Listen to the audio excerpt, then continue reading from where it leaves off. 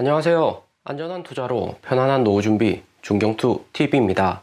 네, 2월 12일 토요일입니다. 비트코인 42,600달러 마이너스 3%, 이더리움 2,900달러 마이너스 5.3%, 리플 마이너스 7%, 에이다 마이너스 5%, 솔라나 마이너스 9%, 살짝 반등온 루나 코인 제외하고 전체 코인 모두 진하게 빨간불 들어왔습니다. 왼쪽 하단 2월 10일 미국 통화정책 보고 있다고 일주일 전부터 계속해서 올려두고 있고요. 이번 미국 통화정책 보고에서는 기존과 마찬가지로 높아진 인플레이션 잡는 데 충실하겠다. 하지만 금리 인상 양적 긴축은 하지만 시장 상황에 따라서 언제든지 변경할 수 있다고 이전과 똑같은 이야기를 했고요. 1월 FMC하고 비슷하게 이야기를 한 건데 연준 블러드 총재는 이번 높아진 인플레이션율에 2월 14일 연준이 긴급회의를 통해서 2월 17일 파월 의장이 기습적으로 금리 인상할 수도 있다고 인터뷰를 하면서 글로벌 주식이나 코인 모두 크게 하락을 했습니다. 2월 10일 미국 인플레이션율 7.5%로 매월 계속해서 상승을 하고 있는데 이번에는 컨센서스 7.3%도 상회할 정도로 인플레이션율 상승의 압력이 높았습니다. 이렇게 인플레이션율이 높게 나오니까 시장에서는 온갖 추측이 난무를 하고요. 3월 17일 금리 인상하는 것보다 더 빨리 금리 인상해야 된다고 강하게 긴축 발언을 블러드 총재 이야기를 했습니다. 파월 의장이 기존에 3월 17일에 금리 인상과 테이퍼링 종료를 동시에 한다고 이야기했던 것과는 완전히 상반된 긴축적인 발언이죠. 이렇게 블러드 총재 하루 전 7월까지 1% 금리 인상 해야 된다는 이야기에 이어서 3월보다 더 땡겨 2월에 금리 인상해야 된다고 이야기를 했는데 그런데 우리가 여기서 생각해 보아야 될 것은 정말 그 전에 금리 인상을 할 수 있을까 전례가 있는지 확인해 볼 필요가 있습니다. 2016년에도 이번과 비슷하게 시장 유동성 축소 위해서 현재 자네 옐런 재무장관 패드 의장이 있을 때 기습적으로 금리 인상 한 적이 있었고요. 미국 연준 금리 인상 시장 공포 이외에 또 이슈가 되는 게 러시아 우크라이나 전쟁입니다. 미국 백악관 대변인 나와서 베이징 올림픽 도중에 러시아 우크라이나 전쟁할 수 있다고 또 시장에 공포를 심어주면서 코인 주식 하락세가 컸고요. 전체적으로 이번에 나오는 공포 뉴스들 보면 작년 9월 중국 헝다 파산하고 미국 디폴트 이슈하고 같은 성상의 공포 뉴스다 볼 수가 있습니다. 이렇게 갑자기 러시아 전쟁이나 블러드 연준 총리의 긴축 발언 이야기를 들으면 정말 공포가 매우 크다 할 수 있습니다. 하지만 중경투TV 매일 시청을 하신다면 이제 이 같은 공포는 겁먹고 팔 구간이 아니라 추가 매수 타이밍이라는 것을 잘 알 수가 있죠. 러시아 우크라이나 전쟁은 2달 전부터 계속해서 이야기하면서 시장에 어느 정도 선반영이 되었고 핵심은 러시아가 우크라이나 전쟁에서 점령하겠다 이런 것보다 코로나 팬데믹으로 낮아진 푸틴 러시아 대통령 지지율 끌어올리기 위해서 우크라이나 변경에 러시아 군대를 배치를 한 거죠. 그리고 막상 전쟁을 한다고 해도 2014년 러시아 크림반도 침공 때도 침공 전에 주가가 빠지고 오히려 침공할 때는 주가가 올랐습니다. 그리고 이번 파월 의장 통화정책 보고 역시 공포조장 뉴스로 2월 15일 미국 상원은행위원회 상원의원들 표결을 거쳐야지 본격 파월 의장이나 브레이너드, 레스킨, 연준 의장, 부의장 확정이 되는 거고요. 파월 의장이 인플레이션율 높아서 금리 인상은 하겠지만 또 상황에 따라서 유동성 축소 사용할 것이다. 계속해서 이렇게 중립적으로 이야기를 했습니다. 그런데 이렇게 이야기를 해온 것은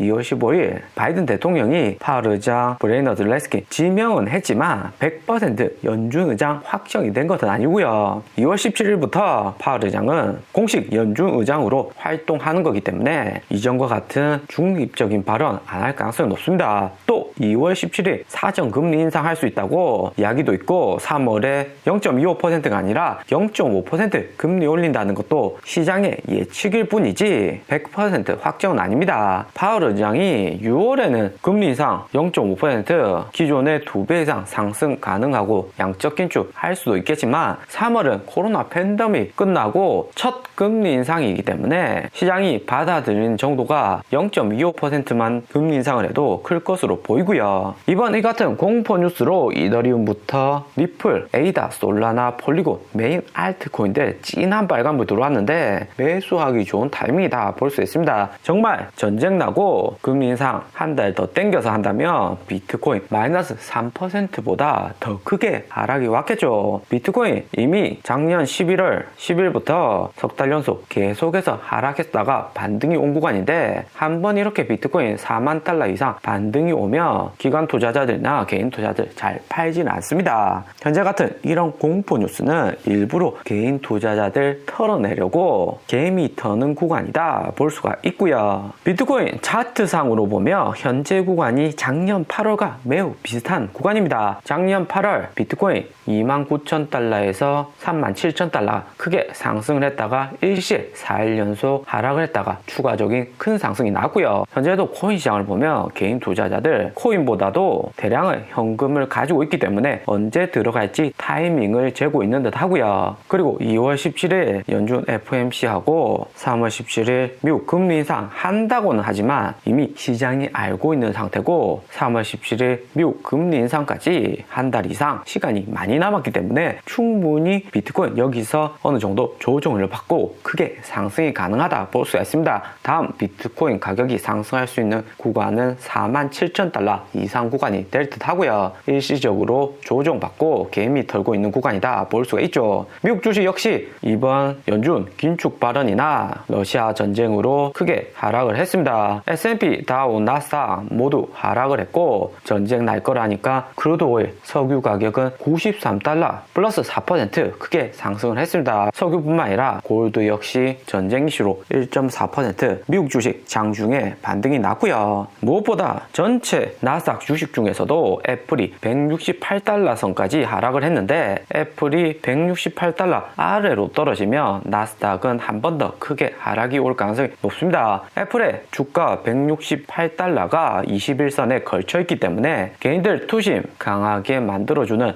21선 아래로 떨어지면 애플뿐만 아니라 마이크로소프트, 구글, 테슬라 전체적인 나스닥 주식들 영향을 받을 수 있고요. 테슬라 주가 역시 860달러까지 떨어졌는데 테슬라 주가는 880달러가 저항선입니다. 880달러 아래로 떨어지면 테슬라 주가도 분할해서 매수해야 되는 타이밍이다 볼 수가 있고요. 테슬라 주가 2주 전 790달러까지 하락하고 이번에 또 다시 하락을 하는데 더블 저점 나오면 그 다음 크게 1000달러까지 상승이 가능합니다. 그런데 이번에 1000달러까지 오른다고 해서 계속 상승한 것이 아니라 테슬라 주가는 멀티플 퍼가 높기 때문에 6월 8월에 금리 인상하면 다시 800달러까지 떨어질 수가 있고요. 작년하고 테슬라 주가 매우 비슷하게 움직이는 모습이다 볼 수 있습니다. 전체적인 나스닥이 올랐다 떨어졌다 올해 내내 반복을 하는데 고점이 되면 어느 정도 현금화를 해두고 특히 테슬라, 페이스북 같이 멀티플 높은 주식들은 고점에서 현금화하고 저점에서 다시 매수를 하는 게 올해는 매우 안정적이다 볼 수 있습니다. 테슬라 주가 900달러 아래에서 분할로 매수를 하다가 1000달러 이상 올라가면 다시 현금화 해두는 것이 매우 긍정적이고요. 그리고 미국 3월 17일 금리 인상 0.5%다. 시장이 예측한 0.25%다. 더 크게 오를 것이라는 이야기가 최근 들어서 한국 뉴스나 글로벌 뉴스 계속해서 나오고 있습니다. 무엇보다 investing.com 전문가들 예측한 수치를 보면 7월까지 0.75% 미국의 기준금리가 오를 것이다 예측을 하고 있고요. 3월 금리 인상폭이 크게 상승할 것이다. 전망치가 상승한 것은 무엇보다 CPI 지수 7.5% 크게 상승하면서 다수의 전문가들이 빠른 금리 인상을 통해서 선제적으로 인플레이션을 잡아줄 필요가 있다 예측을 한 듯 하고요. 하지만 금리 인상폭 0.5% 이번에 단기에 크게 올리기는 쉽지 않아 보이는 게 미국은 0.5% 금리 인상을 해도 실업률 줄어들고 경제 회복 빠르면서 미국 경제는 버티기가 가능합니다. 하지만 신흥국 한국, 브라질, 러시아, 중국은 크게 충격을 받을 가능성이 높고요. 미국이 금리 인상 0.5% 하면 신흥국들은 0.5% 5% 이상 단기에 금리 인상을 해야 되기 때문에 경제 회복 속도도 미국처럼 빠르지도 않은데 금리 인상해버리면 충격이 매우 크다 볼 수 있습니다. 그렇기 때문에 미국이 3월 금리 인상 폭 크게 증가를 하는 것은 쉽지 않아 보이고요. 그리고 연준이 계속해서 강조하고 있는 미국 인플레이션 상승의 주된 이유가 식료품 가격 상승이나 에너지 가격 상승도 어느 정도 있겠지만 중고차 가격 상승이 매우 큰 요인으로 작용을 하고 있습니다. 시장 역시 미국 중고차 가격이 현재는 매우 높을 것이다 보이지만 4월, 5월 올해 중순으로 갈수록 중고차 가격 다시 낮아지고 러시아, 우크라이나 전쟁 어느 정도 해소가 되면서 유가도 안정세를 찾을 것이다 예측하고 있고요. 그렇기 때문에 연준이 단기에 너무 금리 인상 빠르게 해버리면 이후 인플레이션이 높지도 않은데 금리만 높은 상황이 오면서 코로나 리오프닝 단계에서 기업들 성장이 주춤해질 수가 있고요. 오늘의 영상은 여기까지입니다. 좀 더 디테일한 투자 정보가 필요하신 분들은 커뮤니티로도 자료가 공유되니까 멤버십 가입과 구독 부탁드립니다. 감사합니다.